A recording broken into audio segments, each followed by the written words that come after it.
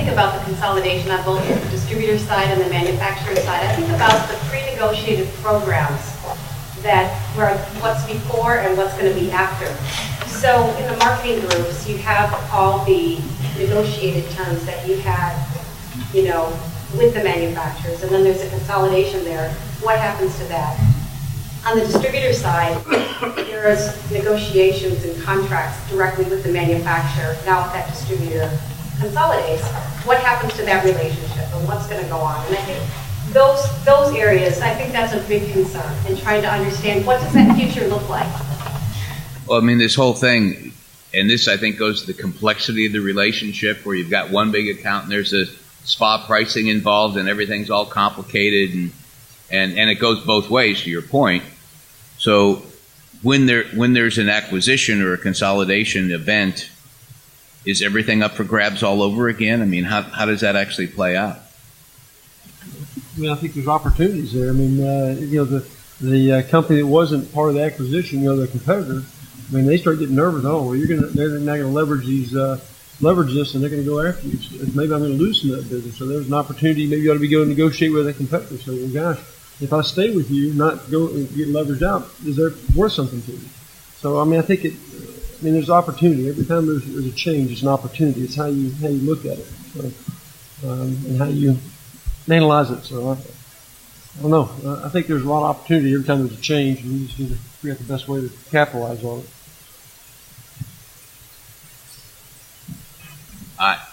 One of the old deals, old tricks, is that when one manufacturer buys another and I'm the outside guy in there, and in other words, I'm not, you know, the buyer or either one of the guys, is to go to that distributor and go, you know, this is not going to end well. You know, let me play on your fear, uncertainty, and doubt. You know, this would be a great time for us to put a program together. So. FUD is a wonderful opportunity in the short term. And some companies are very good at taking advantage of that. Like that. Yeah, and you know, it can't. It's not just consolidation, right? The manufacturer. I mean, all of a sudden, you have up at NAED a power transmission distributor, you know, that's just like yesterday. Yeah, that's not a lot different than manufacturing consolidation. That's all of a sudden, that's not distributor consolidation. It's basically it's consolidation or expansion of the portfolio, right? But it has the same impact, right? And so now, what about all the other competitive distributors for that line that they just picked up in those territories? The 200 locations that they just mentioned. So, yeah. I mean, so it's not just because the number of actual deals, the impact and the size of the deals maybe gets on notice, but the number of actual manufacturing deals, I mean, probably count on both hands, right? It doesn't. More often, they tend to get changing bigger, strategy, changing. You know, somebody goes signs up a major new player to be their market access. I mean, that has equal impact, sometimes even messier. So, and so another couple of questions. Going to keep going out and see if anybody's got anything they want to say or be brave enough. It is, well, I mean, it's got what we would call in the consulting business a high pucker factor. You know, so I was going to say it's a challenge. It's tough to even ask the question sometimes. So in as a distributor, is it appropriate? And there's two things I'm kind of interested in and I don't know what the answer is. Should a distributor be having a discussion at an executive level about looking at which manufacturers are really long-term players in terms of being aligned with and which ones aren't? Or maybe, and I'm not saying that they're acquisition targets, but I mean, how important should that be to a distributor in terms of trying to figure out in advance who you're really partnering with, and how would you have that discussion? I mean, within your own company? Yeah, within your own company. Closer to the mic. That has to be part of your strategy.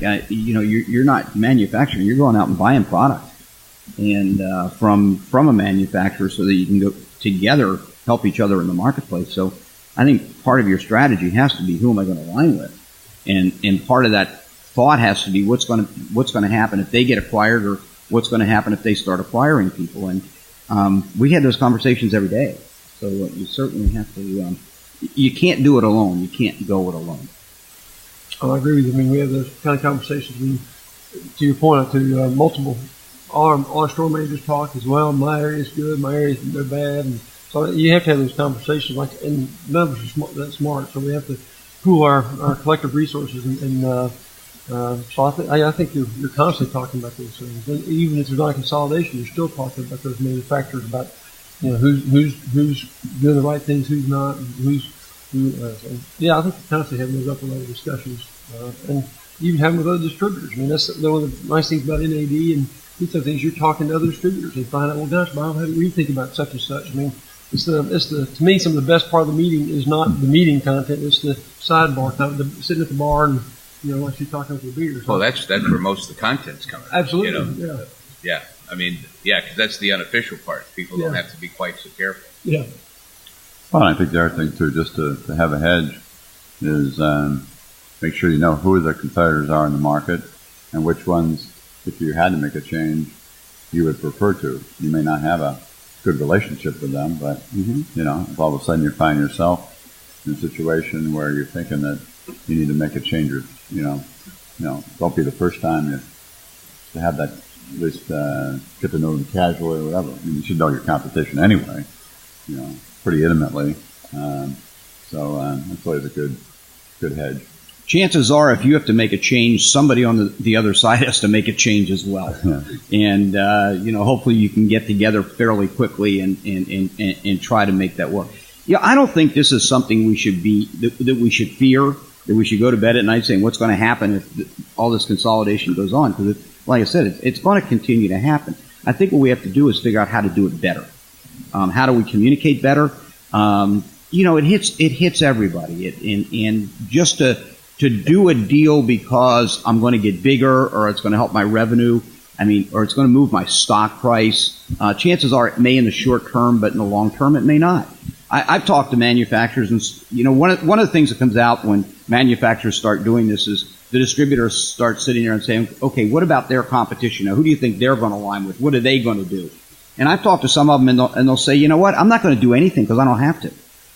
Just because they're buying somebody and they think they need to go in this direction, my shareholders are happy. My stock price keeps moving up. Our market share is good. We're good at what we do. We want to stay into our core business. So it doesn't threaten the whole marketplace. People talk like there's a threat to the whole marketplace, but there really isn't. It's about the structure. Yes, sir. Thank you for your courage, by the way. Where's the bathroom? At what point does a merger become so big and frightening that a distributor would want to protest it with the Department of Justice? That's a good. That's a good question. I'm actually thinking about that. The question was, how big does the merger have to be before a distributor is going to actually start to protest to the Department of Justice? And as an outsider looking at it, it would have to be significantly material, and the cost, what it would be forcing, and there. I'd link it to what Bob just said, that usually if you have to make a change, it's not just one change. This thing happens in sets. Right.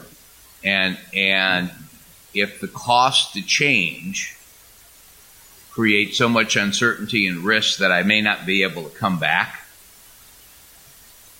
or dimensionally changes my business, it takes me out of a category, it would be cheaper to go raise the flag than to just ignore it. Well, and try to come up with a scenario that, if a distributor felt that he needed to do that, I have to believe the competitive manufacturers would be way in the front of the line. Yeah. I would agree with that.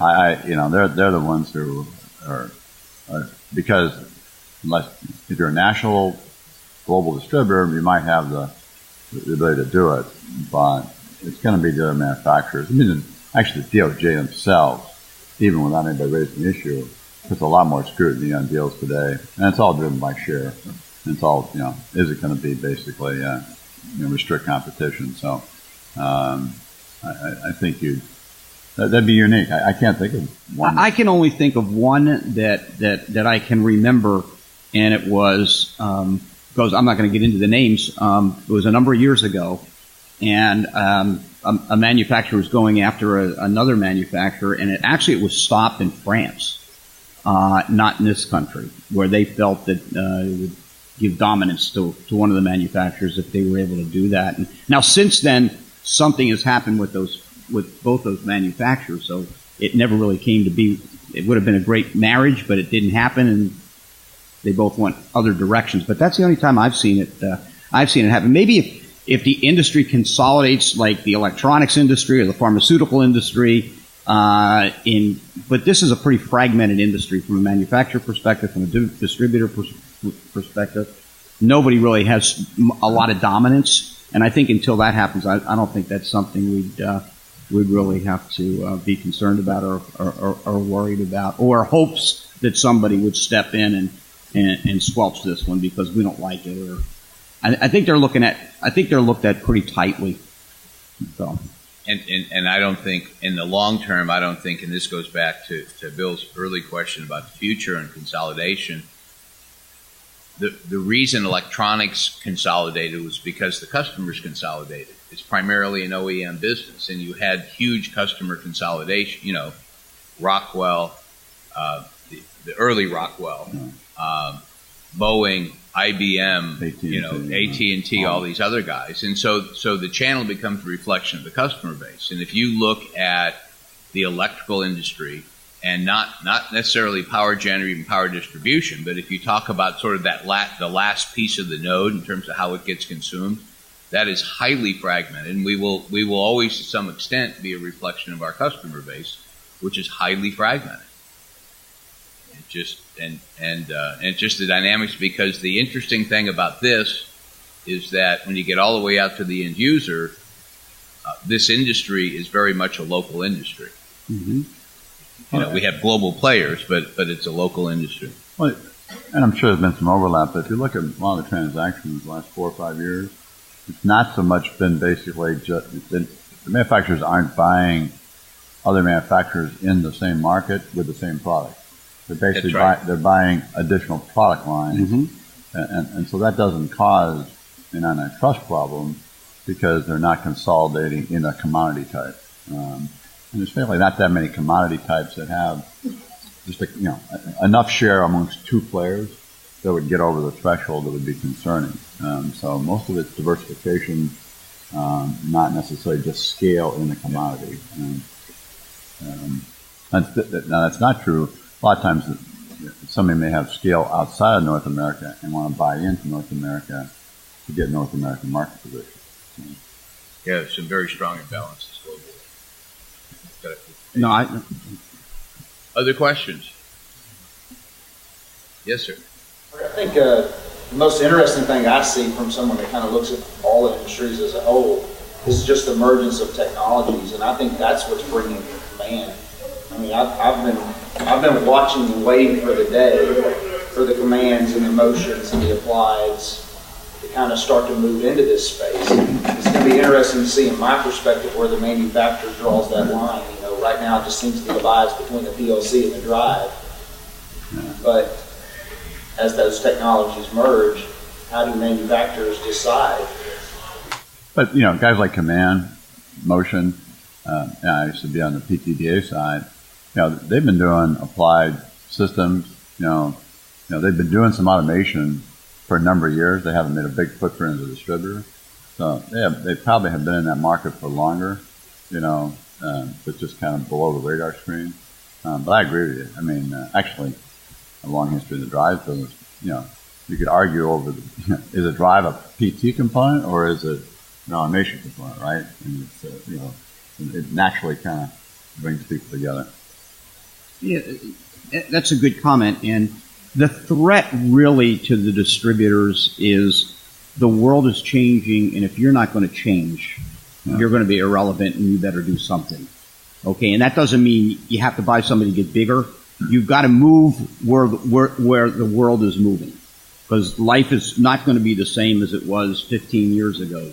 You know, it's not a pick, pack, and ship business anymore. There's technology involved, and you better understand it if you're going to survive. And I think the manufacturers lead that. And I think what you need to do is, in that partnership with the manufacturer, is have a good understanding where they're going, and then determine whether you're going to follow. They should be pulling you along with them. And good partnerships, they do pull you along.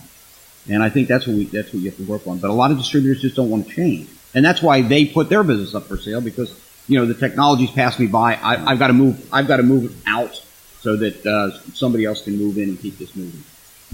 Yeah, they actually it's really more a decision, not that I couldn't play, it's that I don't want to play. Exactly. Yeah, but I think a good thing to watch to the point of technology, and that is, I mean, I'm sure I don't have market data in front of me. You know, electrical growth, products growth, is higher than pneumatics and fluid power. Okay, so and a lot of that's because of displacement of electrical technology in those markets, right? I'm just using an example. You brought it up. I think anytime you start to see a technology shift, and you say, Jesus, the whole distribution channel that now is going to be seeing slower growth, and they're contiguous to the market you're in, you have to assume that they're not sitting on their hands either. They're going to make a move to go where the money is, right? And so they're going to come into that market and try to leverage, and they're going to try and convince the customer that really this is an extension of their system, you know. And that electrical stuff is easy. It's really this mechanical stuff that you really need to have the background in. And the electrical guy said, anybody can, put pneumatics on a machine. You really need to know how communications and software, right? So, I mean, but you need to pay attention to where the technology displacement is, because that's going to be an early signal as to who's going to be your new competitor. I think, to your point. Yeah, because it not only does it predict the acquisition activity as people move into the money, it also predicts where you need to be to stay relevant to your customers. Right. Look what's going on. I mean, I was talking about telecom, right? Look at the telecom movement, Ethernet into the factory floor, right? And so, that's a pretty good indication that it's not that big of a market yet, but it's going to have influence. So.